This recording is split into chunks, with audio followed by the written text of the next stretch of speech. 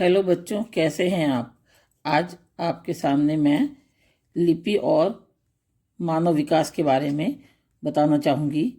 ज्यों-ज्यों आदि मानव का जीवन विकास की ओर आगे बढ़ता रहा और उसी क्रम में उसका अपनी बात को कहने का तरीका भी आगे की ओर बढ़ता रहा, अर्थात विकसित होता रहा।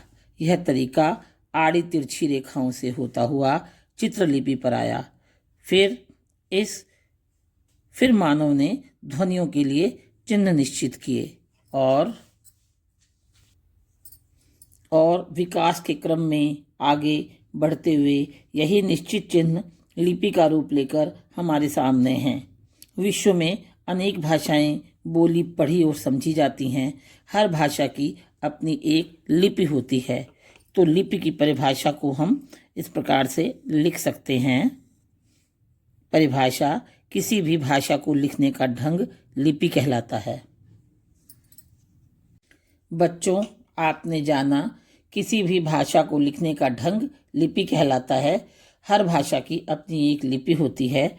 अब हम जानेंगे ये भाषा है और ये लिपि है। इनमें मैंने सारी की सारी वो भाषाएं प्रयोग की हैं जो हमारे देश में बोली, पढ़ी, लिखी और समझी जाती हैं। सबसे पहली लिपि और भाषा है संस्कृत।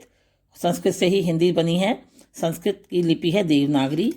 हिंदी की लिपि है देवनागरी। कश्मीरी, कोंकणी, बोडो इनकी भी लिपि देवनागरी है। तमिल भाषा की लिपि तमिल है। तेलुगु की तेलुगु लिपि है। असमिया की असमिया है लिपि। मलयालम की ब्राह्मी लिपि है। मणिपुर की लिपि का नाम मीतई है। मैंने इसमें कुछ ही भाषाओं का और लिपियों के बारे में आपको बताया है। और भी हमारे देश में बहुत सारी भाषाएं प्रचलित हैं जो अल्पसंख्यक वर्ग के द्वारा भी और बड़े वर्गों के द्वारा भी प्रयोग की जाती हैं। उनकी सबकी बहुत सारी लिपियां हैं, तो वो भी आप अगर जानना चाहें तो मैं उस पर भी आगे वीडियो बनाऊंगी।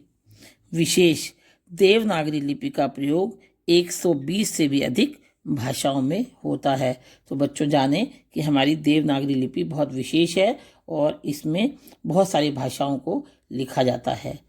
वीडियो देखने के लिए धन्यवाद। मेरे चैनल पर अगर आप नए आए हैं तो मेरे चैनल को सब्सक्राइब करें, वीडियोस मेरे लाइक करें, कमेंट करें और शेयर भी करें अपने मित्रों से, अपने परिवारजनों से।